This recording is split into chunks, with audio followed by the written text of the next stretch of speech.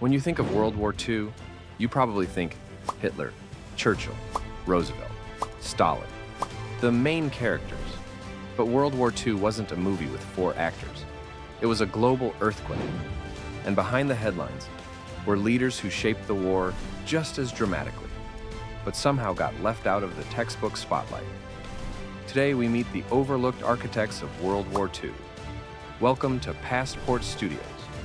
Before Pearl Harbor, before D-Day, before Europe exploded, China was already at war. Meet Chiang Kai-shek, leader of nationalist China. Japan invaded China in 1937, and for 8 brutal years, China held the line. While Europe called it the coming storm, China was already inside it. If you've heard of the Battle of Stalingrad, you should know this name. Georgy Zhukov, Soviet general. Calm under pressure, relentless in strategy. He stopped the German advance at Moscow, crushed them at Stalingrad, and eventually helped take Berlin. If World War II had a final boss level, Zhukov cleared it. France fell in 1940, but Charles de Gaulle refused to surrender. From exile in London, he broadcast messages to the French people. France has lost a battle, but France has not lost the war. He kept resistance alive, even when his own country was occupied. Leadership sometimes isn't tanks, it's voice. Admiral is Soroku Yamamoto, architect of Pearl Harbor. But here's the twist. He didn't want war with America. He studied in the United States, understood American industry. He reportedly warned, "We can run wild for 6 months. After that, I have no expectation of success." He was right. While Europe was collapsing, in Yugoslavia, a resistance movement was growing.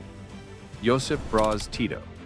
He led one of the most effective guerrilla campaigns in Europe, fighting Nazis, fighting fascists, and eventually reshaping his country entirely. He didn't just survive the war, he emerged in power.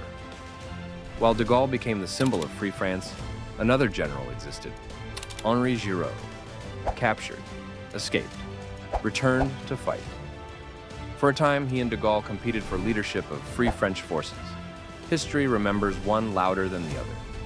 But the rivalry shaped Allied coordination. In India, another complicated figure emerges. Subhas Chandra Bose, a nationalist leader who believed British rule must end, even if it meant seeking help from Axis powers. He formed the Indian National Army. History debates him. Politics debates him. But his actions influenced independence movements across South Asia. Not all leaders carried weapons. Some carried words. Anne Frank, a teenage girl hiding from persecution, whose diary became one of the most powerful voices of the war. She didn't command armies, but she shaped how generations understand humanity during conflict. Leadership can be moral. General Douglas MacArthur is known, but often overshadowed by bigger Allied figures. In the Pacific, he promised, "I shall return." And he did, island by island, strategy by strategy. The Pacific War wasn't just naval battles, it was logistical chess. World War II wasn't shaped by 4 names.